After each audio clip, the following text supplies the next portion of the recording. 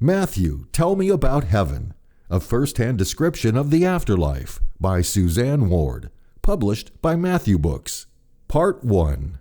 Matthew, Bond Between Souls.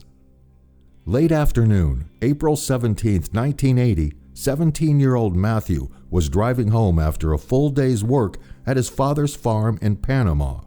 The men who saw him thrown from his Jeep after it veered off the road and crashed in a rocky field said there was no apparent reason for the accident.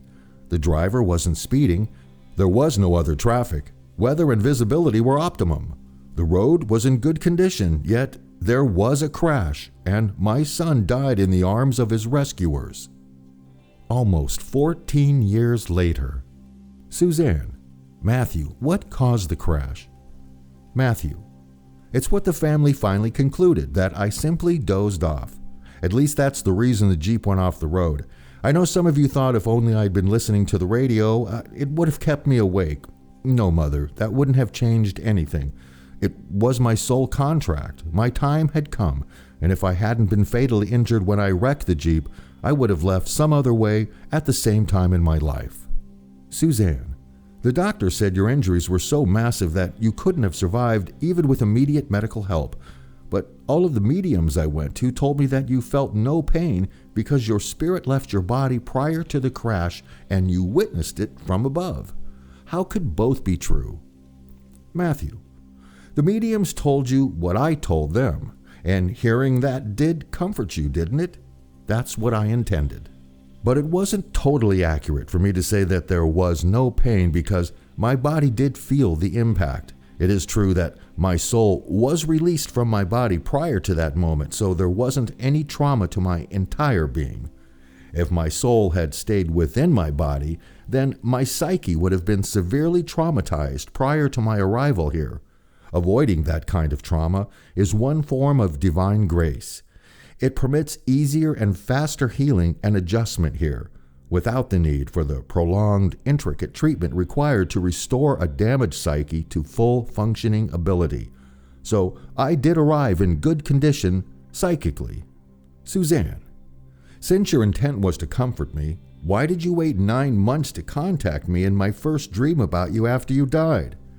The medium I talked with shortly after the crash said you weren't ready to communicate with me. Her exact words were, "He is in deep rest and reevaluating his decision to exit." And she said you would give me an unmistakable sign when you were ready. I interpreted my dream as that sign. Matthew, you were right about the dream being my sign to you, but that medium could just as well have said I was depressed. Mother, I encountered difficulty I wasn't expecting, and my first several months here were totally unproductive, a very emotionally stressful time. I want you to know that adjustment here does not have to be that way. Like every other soul who arrives, I was greeted lovingly and offered every possible assistance and solace during those months. But nothing then could relieve my preoccupation with the family's reaction to my leaving Earth life. I hadn't counted on regretting or doubting the wisdom of our pre-birth agreement to let me leave at that young age, but when we made that contract, we hadn't anticipated the actual intensity and duration of family grief. In this realm, we feel what our beloved souls on Earth are feeling. I never wished to return, but your pain kept me closely bound to all of you during those early months. I was just as paralyzed by it as you were until I was able to fully accept my leaving in accordance with our agreement and shake myself loose from the family's grief. Suzanne, I don't know anything about those family agreements you're talking about, and I'm sorry we affected you the way we did, but of course we felt grief, Matthew. Just how did you expect us to react to losing you?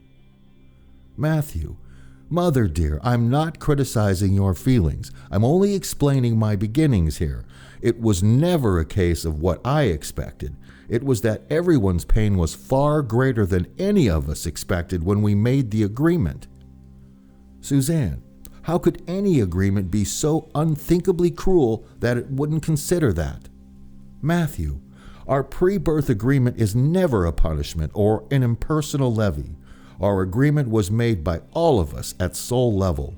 We had shared lifetimes before, and we had gained emotional strength during those experiences. We chose each other to be a family because every one of us would be given situations and conditions we needed for advancing our spiritual growth. Spiritual growth is what life on earth is all about. At the time of our soul-level discussions, all of us felt that my early departure would be handled in a healthful way that would contribute to everyone's lifetime missions. This isn't what happened, though.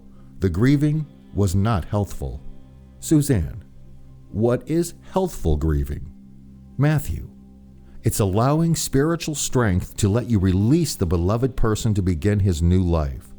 When you continue to agonize over what you call the death or loss of that person, his soul is bound to you. Our bonds in grief are as strong as our bonds in love, and both have powerful effects on us here. The negatively charged energy of prolonged grief prevents our moving forward in soul evolvement, whereas the positive energy of love illuminates our spiritual pathway and accelerates our growth. Of course you miss the physical closeness. When there is love, there's no way to avoid that natural sorrow at the parting, but if you will accept it, you will be given spiritual strength in the shared love instead of the crippling effects of shared grief. And you will know that your healthful grieving is helping us as well. Suzanne, if your bonds with us stay so strong, Matthew, how can you ever have a normal or independent life there? Matthew, Mother, it's no different from loving people in earth lifetimes and still enjoying other aspects of life. When I finally started moving ahead here, it was because I was free of grief, not because I stopped loving you all. Our love bonds are as strong as ever. As for my life here, once I let it get underway, it has been wonderful. I have good friends and especially beloved souls. My work is immensely gratifying. I enjoy sports just as I used to and many other leisure time activities. And I study, I travel. Now I have this communion with you, just as the mediums told you we would. So wouldn't you say that this life is normal and independent? I'd say so. Suzanne, yes, dear, it does sound like a full life, a good life, and naturally I'm happy about that. But we still miss you, Matthew. Why did your death at such a young age have to be a part of our family's agreement? I can't believe I ever agreed to that. Matthew, you did, Mother, and nothing that isn't necessary for everyone's experiencing would ever be a part of the family's agreement.